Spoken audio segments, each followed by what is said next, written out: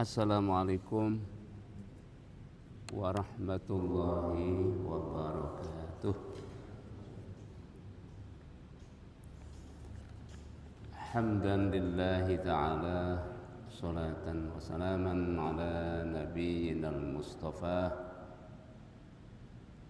wa ala alihi wa sahabatihi wa man ittaba'al huda.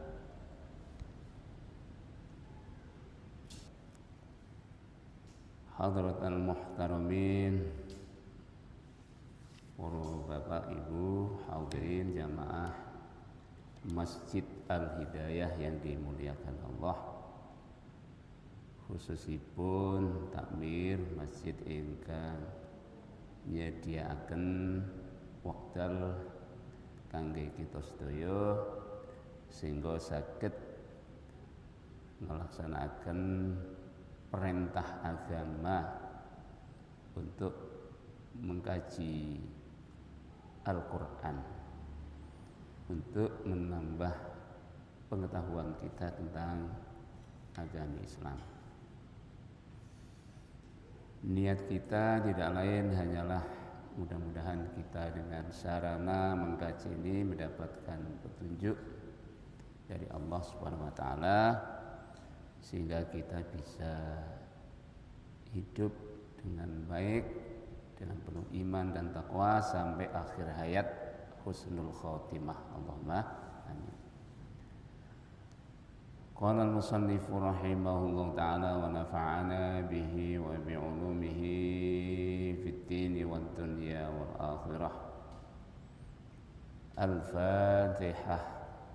أعوذ بالله من الشيطان الرجيم. بسم الله الرحمن الرحيم.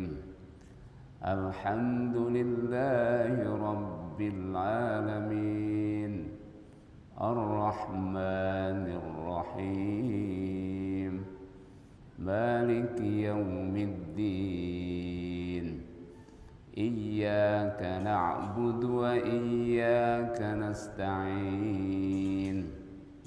اهدنا الصراط المستقيم. صراط الذين أنعمت عليهم غير المغضوب عليهم ولا الضالين. آمين. Hadirin, kita lanjutkan ayat keberapa nggih sekarang nggih?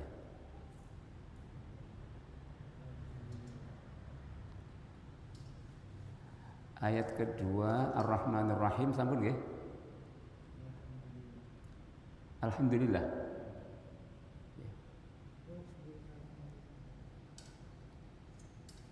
Nggih, alhamdulillah. Kita lanjutkan ayat kedua habis. Bismillahirrahmanirrahim. Alhamdulillahi rabbil alamin. Maknanipun alhamdu utawi jenise puja-puji. Ngaten para ulama niku. Alhamdu utawi semua puja dan puji. Karena puji itu ada 4 kategori katanya ya. Yang pertama, pujinya Allah kepada dirinya sendiri. Itu namanya Hamdul Qadim alal Qadim. Qadim itu zat yang abadi, zat yang dahulu, kekal dan abadi. Maksudnya Allah Al-Qadim itu Allah. Kalau Al-Hadith berarti barang baru, artinya makhluk.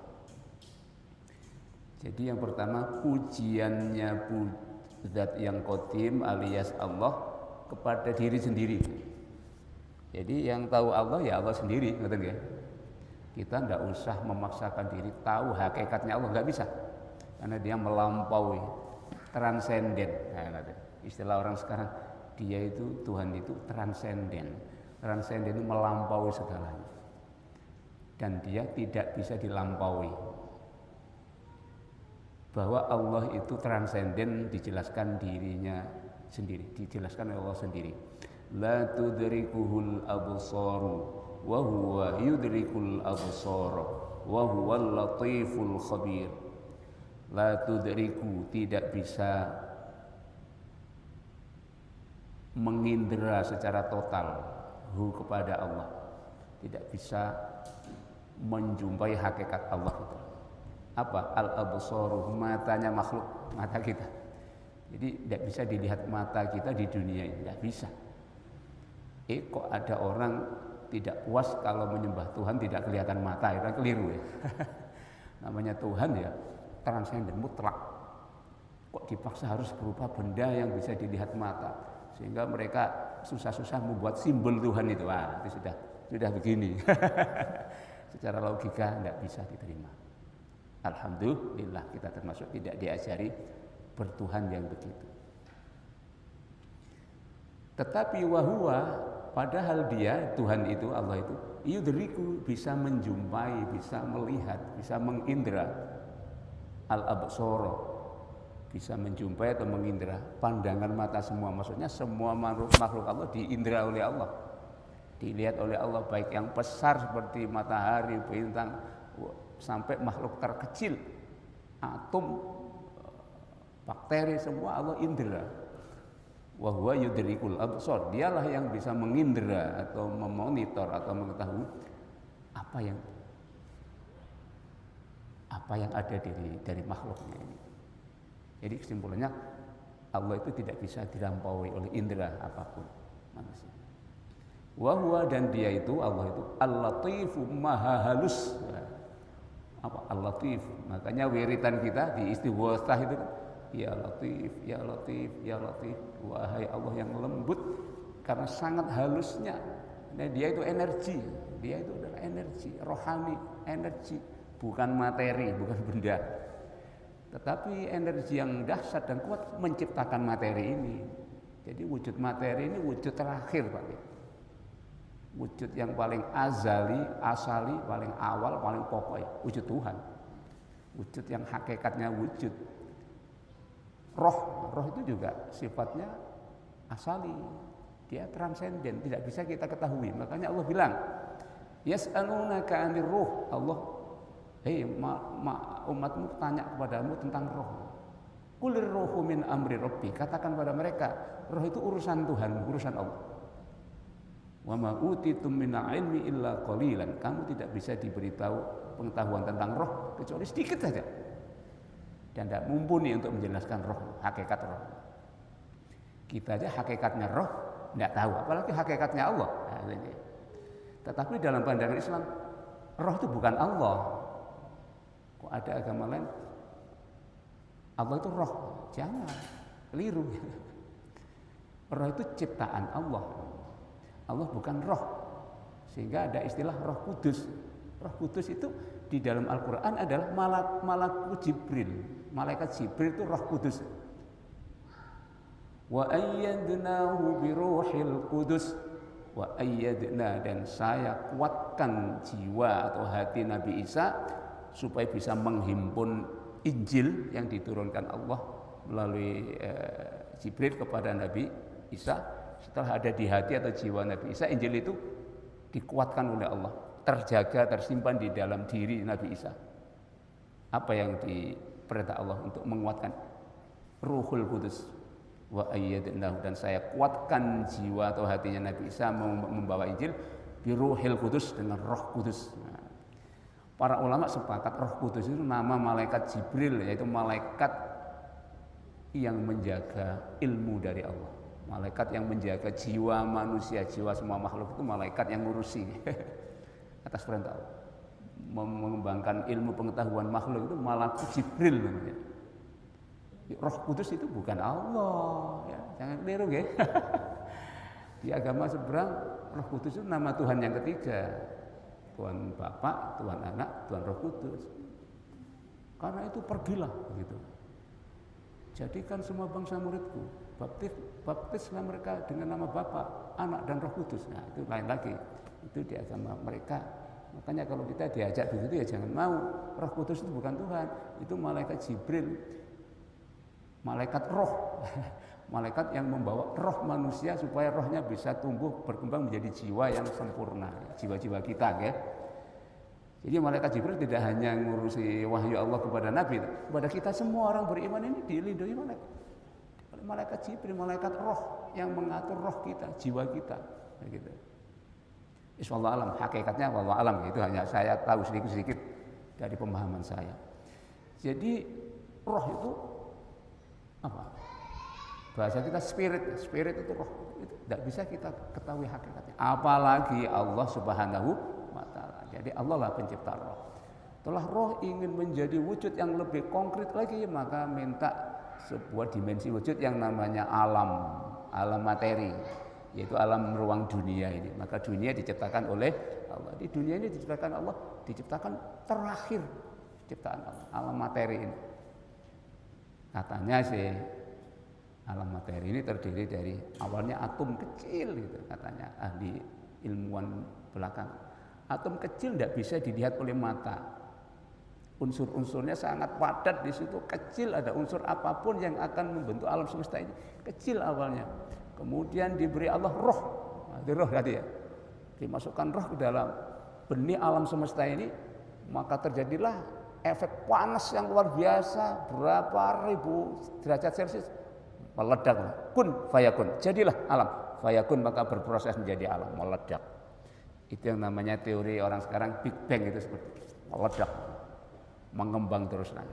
Wassamaa'a banainaha, dan langit saya bangun biaidin dengan kekuatanku, dari roh yang saya ciptakan, meledak menjadi alam, menjadi ruang yang kita hidup di dalam ruang alam ini. Jadi roh kita menjadi kita punya badan materi ya. Karena itu badan kita tidak bisa melihat Allah. Ngerti nggih? Karena Allah bukan materi.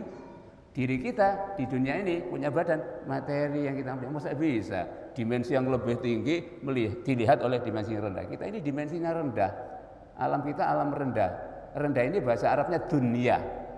Al-hayatut dunia, hidup yang rendah. Karena apa? Materi. Kenapa rendah? Karena waktunya dekat, tidak lama kita berada ini. Kita hanya paling lama berapa manusia ini? 100 tahun sudah keklek ya, nggak bisa jalan. Alam juga gini, hidup. Asalnya telur kecil, meledak nanti kekuatannya habis, rohnya habis di situ. Mati alam ini. Lah matinya alam inilah disebut dengan kiamat. Nah, jadi kiamat itu adalah bangkitlah dimensi alam akhirat, lenyapnya alam materi, alam dunia ini. Dan proses terjadinya kiamat, wallahu alam, sangat dahsyat dan mengerikan. Mudah-mudahan kita tidak menangi kiamat itu matinya alam dunia. Para hadirin, jadi itu Allah Maha tahu dirinya sendiri, sehingga Allah sering memuji dirinya sendiri. Seperti di dalam Al-Quran, Alhamdulillahilladzi anzala ala abdihil kitab wa lam yaj'al lahu 'iwaja qayyima. Jadi itu Alhamdulillah, segala puja-puji hanya milik Allah. Itu Allah memuji dirinya sendiri. Boleh? Ya boleh. Enggak apa-apa kan? Kita dipuji oleh kita sendiri, enggak apa-apa. Panjenengan memuji dirinya sendiri, bagus. Meniru Allah memuji dirinya sendiri. Jangan, ya enggak boleh ingin dipuji orang lah, dia enggak boleh. Pujilah, enggak apa-apa Pak. Kita semua muji, Alhamdulillah, ganteng ngene, enggak apa-apa. Itu dapat pahala. Karena itu syukur ya, dapat pahala. Hatinya seneng, ngawasi awake sehat, Alhamdulillah. Dalam arti mengekspresikan rasa syukur pada Allah telah menciptakan saya bisa hidup sehat, Alhamdulillah. Segala puji hanya milik Allah. Dalam rangka kita syukur pada Allah, memuji diri sendiri, nggak apa-apa, bagus. Apa? Ibadah itu sudah, nggak apa-apa. Ya nggak boleh ingin dipuji orang, nggak boleh. Yang kedua, pujiannya Allah kepada makhluknya. Hamba-hamba Allah yang taat, tunduk patuh kepada Allah, beriman pada Allah, dipuji itu. Dipuji oleh Allah, nanti akan diberi janji dimasukkan ke alam surga. Itu pujian Allah kepada makhluknya yang baik-baik. Itu dua. Yang ketiga, pujiannya makhluk kepada makhluk sendiri. Kita memuji kepada sesama kita, enggak apa-apa. Karena diberi sesuatu yang menyenangkan, karena dibantu, karena ditemani, kita akhirnya memuji atas kebaikannya, alhamdulillah, syukur ya, terima kasih ya. Itu pujian. Yang ketiga, pujiannya makhluk kepada dirinya sendiri ya, kayak kita tadi itu. Kita memuji diri sendiri nggak apa-apa, bagus itu. Bukan penyakit itu, bukan penyakit hati ya.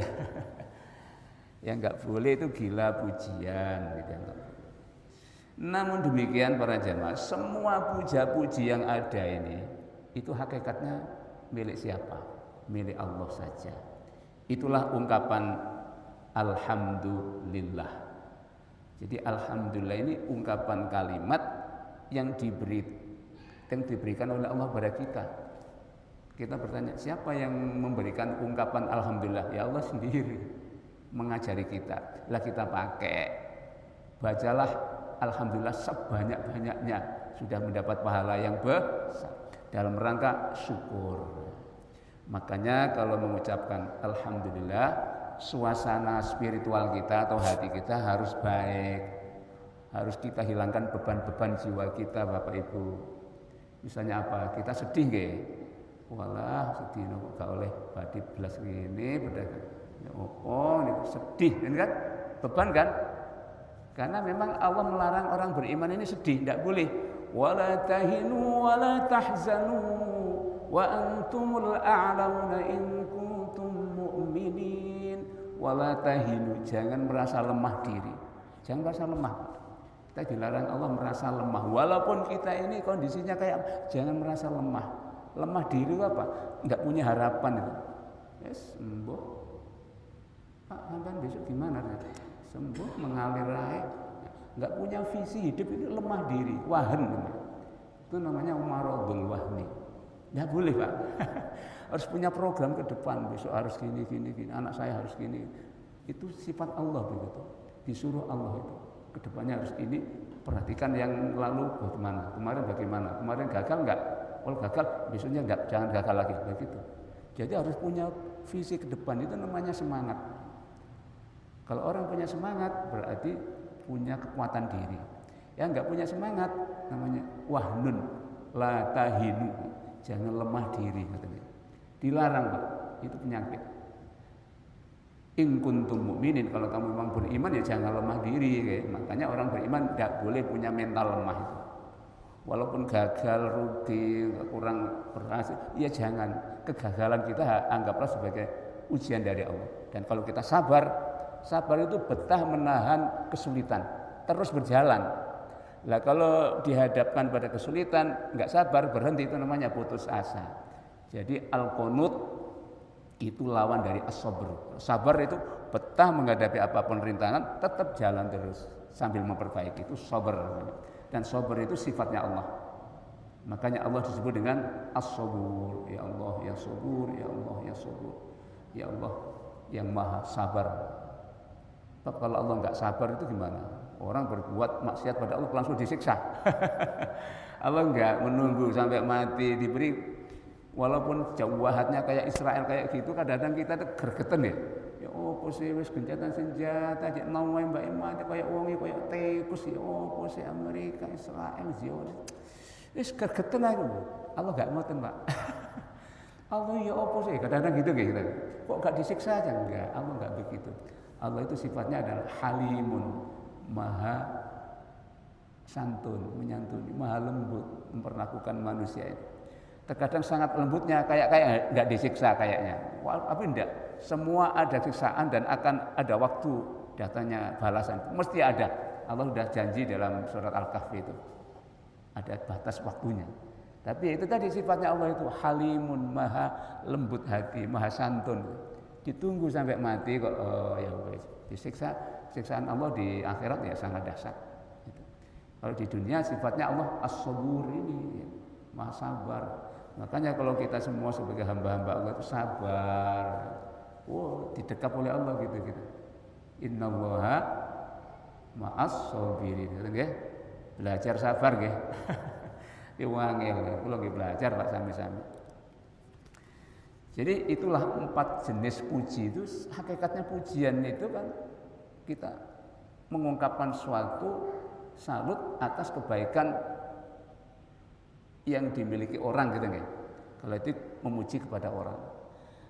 Kalau memuji pada diri sendiri kan mengungkapkan rasa salut atau persetujuan salut atas sesuatu yang dilihat itu, yang dinilai itu cocok, menyenangkan. Misalnya melihat awake kok sehat, kok yang ganteng ini, cek awet enom, salut, rasa senang gitu. Berarti memuji. Alhamdulillah, segala puji kita kembali kepada Allah. Makanya kalau kita mengucapkan alhamdulillah, segala puja dan puji, jenisnya puji semua itu tadi lillahi, hanya milik Allah. Artinya hanya Allah yang layak dipuji. Berarti ungkapan alhamdulillah yang pertama ketika kita mengungkapkan dibaca dengan penuh penjiwaan. Alhamdulillah. Alhamdulillah. Suasana hati senang. Supaya beban-beban di jiwa, sedih, getun, menyesal hilangkan. Karena itu musibah, ubahlah kegetunan, penyesalan menjadi pahala karena kita sabar. Ditransformasi menjadi kebaikan dengan ucapan alhamdulillah. Jadi sebetulnya ucapan alhamdulillah ini berfungsi terapi loh Pak. Terapi, mengobati Pak. Karena Allah sendiri menyatakan wa nunazzilu minal Qur'ani ma huwa syifaa'un linnas. Saya turunkan dalam Al-Qur'an ini, di antara Al-Qur'an adalah mengajari zikir alhamdulillah kan? Surat apa ini? Al-Fatihah. Ada obat di situ. Lah membaca kita tidak membaca secara penjiwaan ya, dibaca tok. Akhirnya nggak bisa menerapi diri kita, nggak bisa menjadi sifat atau obat dari kita. Ya, itu dari dijiwai Allah. Ketika kita mengucapkan alhamdulillah, alhamdulillah, segala puja-puji itu hanya milik Allah. Kita syukur pada Allah atas limpahan nikmatnya pada kita. Husnudzon pada Allah, jangan sampai suudzon, berusaha kepada Allah. Apapun keadaan kita harus syukur pada Allah, muji alhamdulillah. Muni alhamdulillah sebanyak-banyaknya ketika dapat nikmat. Tidak boleh. Lah ketika dalam keadaan sakit, influensa, pilek, anaknya agak kurang menyenangkan, pada keluarga ekonomi agak enggak alhamdulillah, enggak boleh. Saya lupa ayatnya dalam Al-Qur'an ya. Segala puja dan puji bagi Allah. Allah selalu terpuji di dunia dan di akhirat dan di alam semuanya ini. Allah terpuji. Alam semesta ini memuji Allah. Lu kok manusia enggak memuji Allah? Kapan alam semesta ini memuji Allah? Selamanya, selalu terpujilah Allah gitu. Nah, oleh karena itu Nabi Muhammad ngajari kita Bapak Ibu. Nabi Muhammad itu dalam satu riwayat hadis dijelaskan. Beliau itu kalau mendapati sesuatu yang menyenangkan ya, muni ngeten, alhamdulillahilladzi bi ni'matihi tatimmus shalihat. Ngeten, tradisi beliau, sunnah beliau. Alhamdulillah, segala puja-puji itu hanya milik Allah. Saya tidak punya hak untuk dipuji. Saya manusia lemah kok dipuji. Enggak pantas tak balik nang sing duwe puji ya hakikate Allah ngoten. Ternyata alhamdulillah, segala puja-puji bagi Allah. Alladzi, yang mana bi nikmati, dengan nikmat Allah itulah tatimmus shalihat. Kebaikan-kebaikan saya menjadi sempurna kayak gini, bisa sehat, bisa anak saya bisa baik, nurut. Alhamdulillahilladzi bi ni'matihi tatimmus shalihat. Mari kita amalkan. Beliau begitu kok. Tapi sambil menjiwai Pak nggih. Alhamdulillahilladzi bi ni'matihi tatimmus shalihat. Insyaallah beban-beban jiwa hilang. Sedih hilang. Kita dilarang sedih, dilarang lemah diri. Wala tahinu wala tahzanu. Jangan susah, jangan gersah, jangan prihatin, dilarang prihatin. Kalau kalian memang menyatakan orang beriman, tidak usah prihatin. Karena orang prihatin berarti enggak syukur, gitu Pak. Lah enggak syukur berarti membuat Allah enggak suka. Gitu Pak. Sakit Pak. Jadi selama apapun keadaan kita tetap memuji Allah kayak Nabi. Hanya ketika Nabi itu menghadapi sesuatu yang sekiranya kurang menyenangkan hati gitu ya, beliau enggak merenggut, enggak. Hatinya tetap dipancarkan rasa senang kepada Allah, senang pada semuanya. Ditahan artinya kesedihannya. Walaupun yang dihadapi ini adalah sesuatu yang enggak menyenangkan. Apa ekspresi beliau, kata-kata yang dikeluarkan? Iya sama. Alhamdulillahi ala kulli hal. Ngerti enggak? Nek sesuatu itu kurang saja, sajaknya kurang mengenakkan, tetap dilarang. Kita tidak boleh sedih. Tetap ucapkanlah munio alhamdulillahi ala kulli halin. Alhamdulillahi ala kulli hal. Sampai-sampai ngamalaken nggih. Kula nggih belajar. Nek seneng ya cek tambah senang, tambah nikmati gampang oleh Allah didatangkan pada kita. Alhamdulillahilladzi bi ni'matihi tatimmus sholihat. Nek saja kurang menyenangkan biasanya membuat hati sedih. Kita jangan berlarut-larut sedih. Kalau sedih setiap hari sedih, seminggu sedih, gampang tuwek. Nah, katanya. Gampang sakit juga karena imun kita akan menurun katanya ahli kedokteran ya. Kalau sedih, uripe ngersolo, prihatin, cepet tuwek lah gitu oke. Gampang kena pilek. Ya sebenarnya aja sajanya ada hal-hal yang piringnya jatuh pecah. Ya wis lah memang jatuh gak pecah gimana? Alhamdulillah. Tetap alhamdulillah. Ojo maidu Allah. Jangan sekali-kali maidu Allah. Jangan sekali-kali mengaitkan dengan Allah. Itu kan kesalahan kita sendiri toh nggih. Mungkin apa? Oh ya salahku dhewe ndelek piring kok gawil ngono. Pancal apa ngono. Tikus lewat, cecek lewat itu jatuh. Jatuh salah kita. Kalau memang itu kesalahan dan mengakibatkan misalnya musibah piring pecah, ojo dikaitkan dengan Allah. Lapo Allah kok gak buat piring saya gak jatuh? Loh, jangan. Itu kesalahan kita. Kembalikan kepada menyalahkan kita. Tapi jangan berlarut-larut menyalahkan kita terus sawedi, jangan. Ambil pelajaran. Oh, berarti saya salah menaruhnya kurang primpen, kurang bagus. Nanti saya ulang kalau menempatkan piring yang bagus begitu. Dikoreksi diri jadinya. Sambil kalau sedih ditangkal dengan alhamdulillahi ala kulli hal. Allah tetap maha terpuji. Alhamdulillah. Segala puja dan puji hanya milik Allah Subhanahu wa taala. Mau carane nggih. Ini memanfaatkan zikir alhamdulillah. Ditambahi tadi Nabi meraktekan itu tadi alhamdulillahilladzi bi ni'matihi tatimmus sholihat. Kalau kurang menyenangkan, yang menyedihkan hati ditangkal dengan tetap bangga senang pada Allah. Alhamdulillahi ala kulli hal.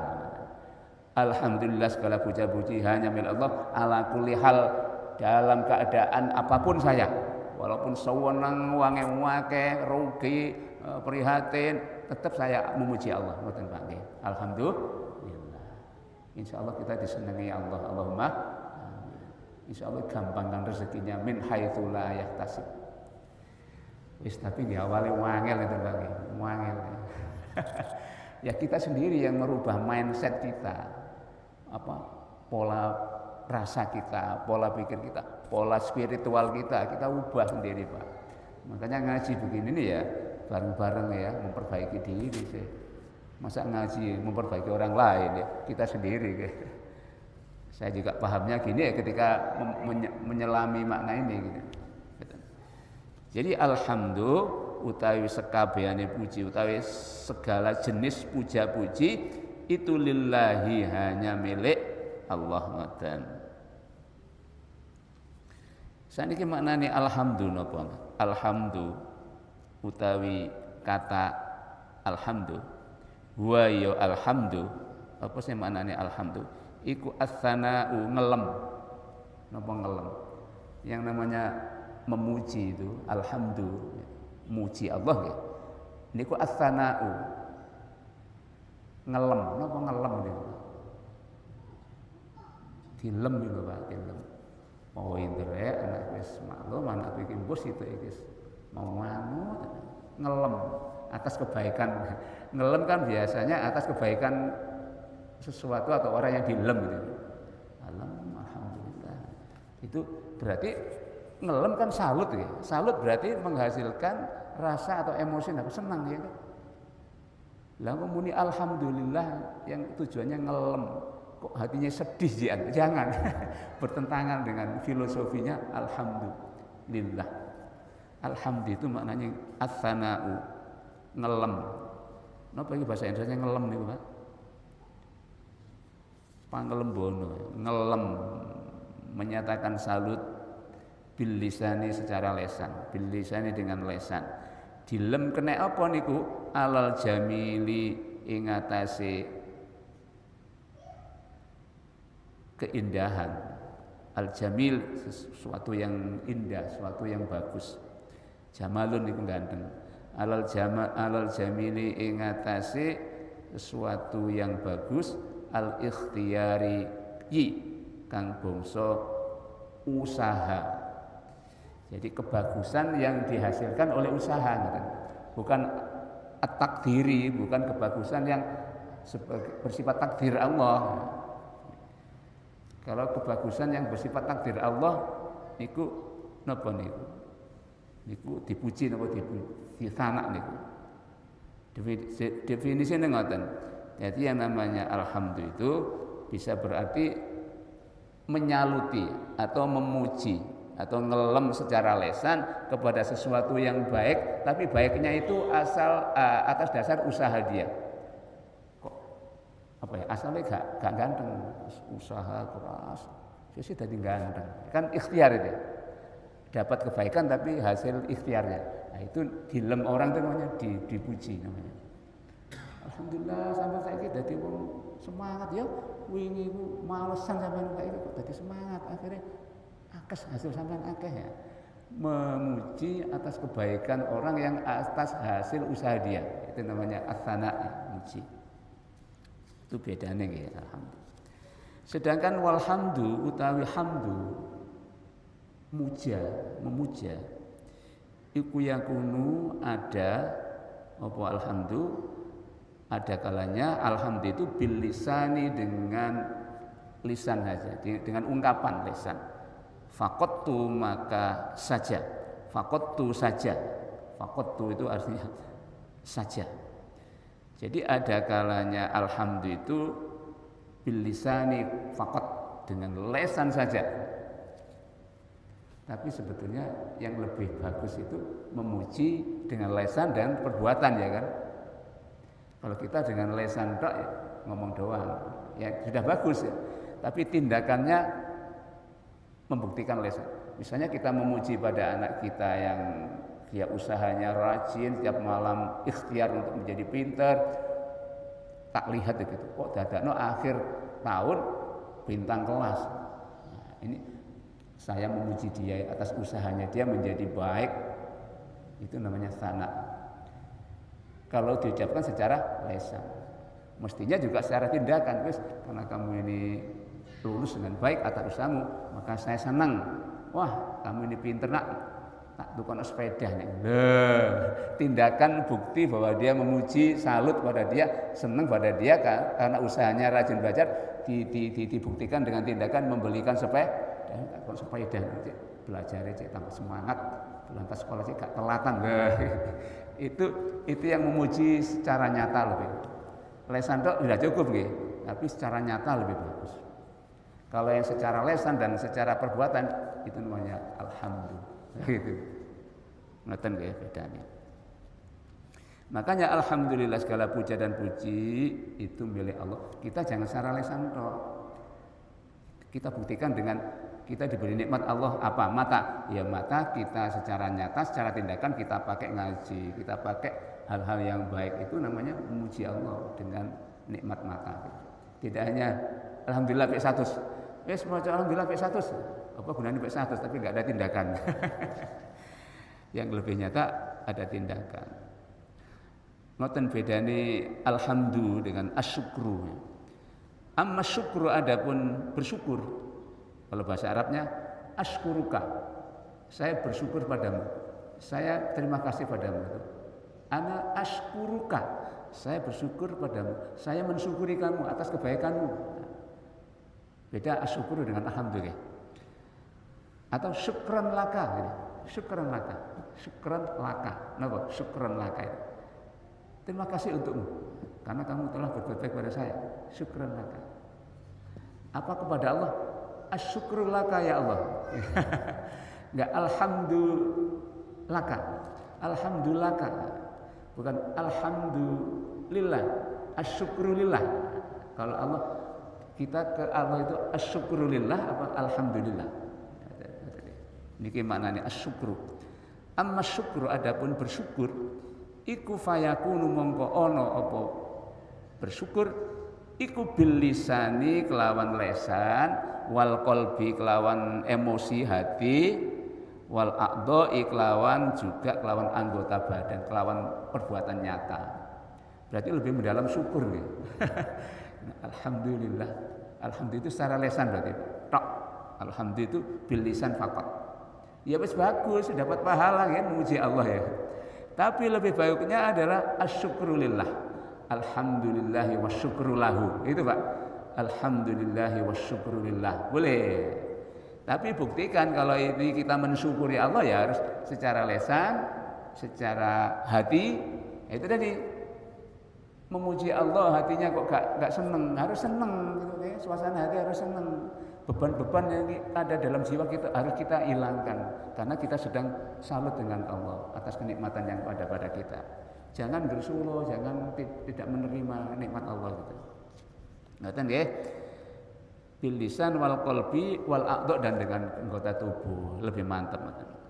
Wa yakunu mongko ana wa yakunu lan ana apa asyukru nek syukur itu iku muqabila nikmatin sing bandingi nikmat. Dengan demikian maka yang namanya syukur pada Allah asyukrulillah itu syukur berarti bandingi nikmat Allah. Napa ngimbangi Pak? Muqabilu nikmatin. Muqabil apa? Muqabil bandingan ya. Wes aku ditukokno bapak sepeda anyar karena bapak salut dengan aku karena aku rajin belajar. Nek untuk pedae tak gaya sing apik-apik sesuai dengan karepe bapak. Ngoten Pak. Niku jenenge melakukan sesuatu sebagai bandingan nikmat itu. Dadakno diberi sepeda anyar malah gak belajar, malah sobo kafe. Nah, niki namanya tidak membandingi nikmat yang diberikan pada kita, tapi dibuat yang tidak sesuai dengan keinginan yang memberi nikmat. Niku muangkel napa mboten, Bapak? Loh. Nek ngene gak tukok sepeda malah gaweten. Watake tahun berikutnya akhir tahun enggak bintang kelas lagi, mau angkel dicabut. Wis tak dole pedamu. Nggih kaya ngoten niku Allah sami apa nggih ngoten niku sami Pak kayak gitu. Wong Allah itu juga maha cerdas, pikiran maha cerdas, punya pikiran cerdas, lebih cerdas kan. Ya sama dengan kita kayak gitu. Makanya nek kepengin disenengi Allah, kepengin nikmat Allah kepada kita itu langgeng abadi, ya imbangono dengan apa?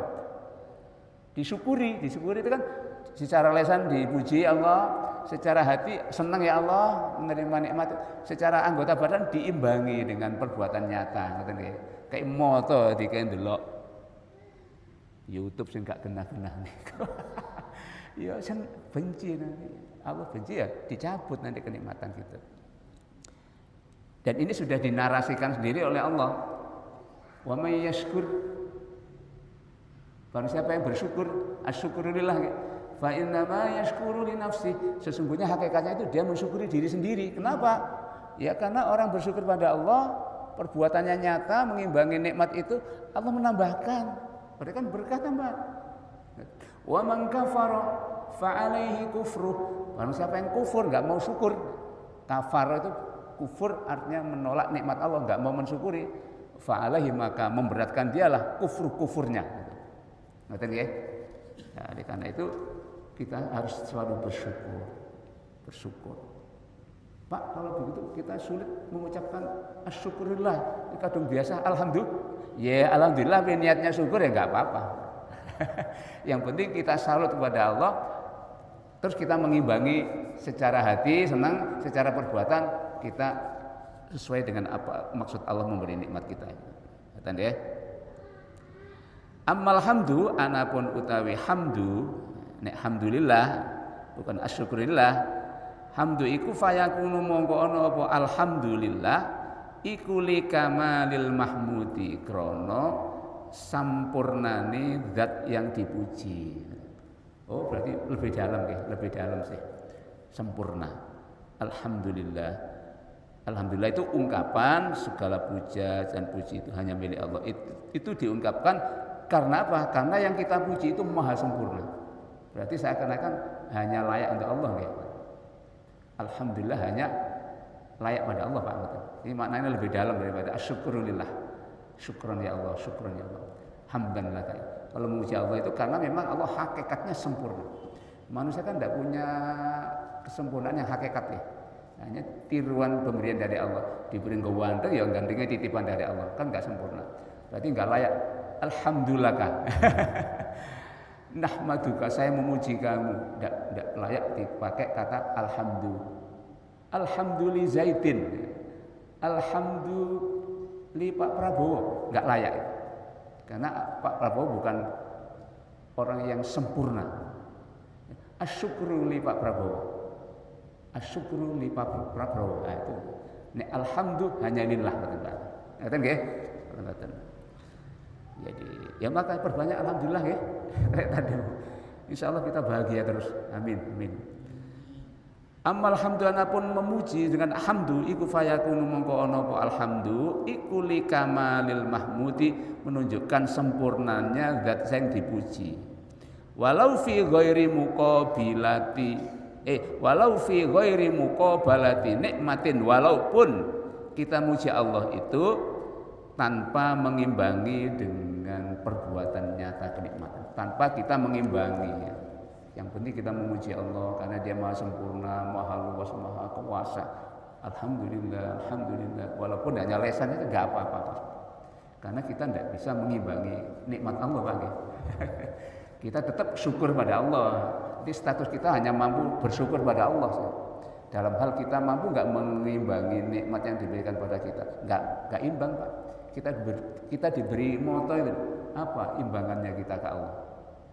Enggak mampu nggih? Diberi umur Pak nggih, kita bernafas. Loh, bisa bernafas. Balik lagi enggak bisa ngimbangi. Ya, itu namanya syukur. Syukurillah, syukran laka ya Allah. Nah, gimana ke Allah? Karena Dia Maha Sempurna. Alhamdulillah, gitu enggak apa-apa. Ngoten sedikit malih. Wallahu ta'ala utai Gusti Allah ta'ala, wallahu utai Gusti Allah ta'ala halimaha luhur sapa Allah iku lahu hanya kagungane Allah alhamdu utawi hamdu puja-puji wa syukru lan terima kasih syukur hanya milik Allah lah hamdun wa syukru alhamdu wa syukru. Kalau pada manusia enggak layak hamdu, hanya syukur saja. Ngerti nggih?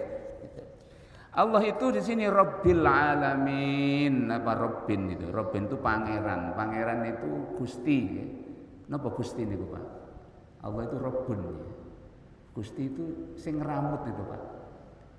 Pangeran. Pangeran itu pangeran. Napa pangeran itu? Sing kita ngengeri. Orang tua lu ngenger nang anake cek diramut anake. Mati uripe anake itu namanya Rabbun. Jadi ibu kita itu Rabbuna, sing ngerawat kita, sing ngeramut kita, yang merawat alam semesta ini bisa hidup sampai sekarang, termasuk kita, ya Allah. Karena itu Allah itu Rabbul Alamin, pangerane wong sak alam dunya kabeh. Alhamdulillahi Rabbil Alamin. Ar-Rabbu ta Rabbu, kata Rabbu iku ismun suatu nama. Ar-Rabbu itu ismun nama min asma'illahi ta'ala, di antara beberapa nama Allah Ta'ala. Nama Allah yang terkenal ya Allah, Ar-Rahman, Ar-Rahim. Terus Rabbun, itu nama Allah. Wala yuqalu lan ora kena diucapno apa kata Rabbun fi ghairihi ing dalem liyane Allah. Allah liyane Allah enggak boleh diarani Rabbun. Rabbu, enggak boleh. Karena Rabbun itu pangeran sing ngeramut alam dunya. Illa mudhofan, illa kejaba oleh digunakan kata Rabbun mudhofan hale dalam keadaan dimudhofno, disandarno mudhofan itu. Contohnya Rabbul Baiti. Ya Rabbal Baiti, sing ngramut omah. Rabbal Baiti itu ya napa? Kepala rumah tangga. Sing ngramut rumah tangga. Nek ibu Rabbatul Bait, ibu rumah tangga itu Rabbatul Bait. Ngoten Pak istilahnya. Kakaulika seperti ucapan kamu. Hadar rajul utawi wong lanang iki iku Rabbul Manzili, sing ngramut omah iki. Sing ngrawati omah iki Rabbul Manzil, Rabbul Baiti. Warabbu utawi kata Rabb itu kadang-kadang artinya al-maliku sing memiliki. Jadi Rabbul masjidi sing memiliki masjid, Rabbul baiti sing memiliki omah. Rabbul baiti. Warabbu terkadang kata Rabbu iku as-sayyidu, maknanya as-sayyidu. Napa sayyid? Tuan. Allah juga layak disebut tuan. Ya sayyidi, Allah juga tuan. Sayyidun nas, tuannya manusia. Warabbu utawi Rabbu iku al-muslihu, zat yang benahi, zat yang memperbaiki, sing bagusi, wal mudabbir lan zat kang ngramut. Aten maknane patah Rabbu niku. Warabbu utawi kata Rabbu iku al-ma'budu, zat yang disembah. Maknane banyak Rabbu. Kalau Rabbul alamin gampangnya zat sing ngrawat, sing ngramut, sing mengerani, ngoten. Rabbul alamin zat sing mengerani atau yang menjadi Tuhan alam semesta. Allah itu Rabbul alamin, Tuhan yang merawat alam semesta, ngoten mawon. Kita membaca itu. Wal alamun, adapun alamun, alamin maknanya apa? Alamun itu jam'ul alam. Bentuk jamak dari kata alam. Napa alam niku, Pak? Alam dunia, alam barzakh, alam mahsyar, alam akhirat, alam surga, alam neraka. Semua alam itu di dalam Allah, Pak. Semuanya ada, semua dilingkupi oleh Allah. Bukan Allah di surga, enggak, keliru itu. Allah berupa duduk di surga, enggak. Masa Allah dilingkupi surga. Lebih besar Allah, Allahu Akbar, Pak. Ngoten nggih. Jadi alam adalah kullu maujudin. Wa huwa alam bentuk mufrad nggih. Iku kullu maujudin, setiap zat yang maujud, setiap sesuatu yang ada siwallahi ta'ala, selain Allah. Jadi selain Allah itu alam, Pak. Panjenengan alam, saya alam, itu alam, masjid alam, matahari alam. Semua yang selain Allah namanya alam. Alam itu wal alamu te alam iku ibaratun gambaran amman yaqilu, gambaran saking wong sing duwe akal, amman saking wong yaqilu kang iso mikir. Ya manusia berarti Pak nggih. Wa huwa utai alam iku arba'u umamin. Alam itu terdiri dari 4 umat, 4 makhluk hidup. Jadi alam itu arba'u umamin, ada 4 macam makhluk hidup. Ummah itu. Yang pertama al-insu, manusia. Alam manusia kita nggih, alam manusia, alam kelihatan mata. Yang kedua wal jinnu, lan alam jin, enggak kelihatan mata. Karena makhluknya adalah makhluk spiritual, rohani, Pak. Bukan materi dia. Tapi sifatnya kuat, geraknya cepat, jin. Alam jin geraknya cepat, Pak. Jadi kita di sini dengan kita di Mekah bisa diganggu iblis, Pak. Iblis itu bisa lebih luas karena dia impersonal, bukan makhluk personal. Kita di sini dengan di Mekah itu iblis nggak kangelan, bisa melingkupi bumi ini dia. Secara aslinya bentuk dia, karena dia jin. Jin itu dari nar ya. Wa khalaqal janna min naris samum. Dan saya ciptakan jin, bangsa jin, alam jin min naris samum, dari api yang panas. Tapi api rohani loh, Pak, bukan api korek api. Oh, nah ini jin, soalnya apa api? Bukan api itu. Api rohani. Sifatnya ya panas, bisa menyentuh jiwa kita. Jiwa kita dipengaruhi oleh jin, bisa panas, emosi itu dari efek dari jin itu ya, masuk kita. Tapi kita kalau membaca ta'awudz, a'udzubillahi minasyaitonir, dia tidak bisa masuk kita karena dilindungi oleh Allah. Doa kita membuat suatu malaikat kita yang melindungi kita, nggak bisa dia, nggak mampu. Makanya saya ngakeh-ngakeh menyebut nama Allah dan a'udzubillahi minasyaitonir, nggak bisa ganggu kita. Gitu, Pak. Napa nggih? Terus alam insu, jinnu, wal malaikatu, dan alam malaikat. Nah, alam cahaya, Pak. Malaikat itu makhluk nurani, makhluk cahaya. Cahaya itu gimana geraknya?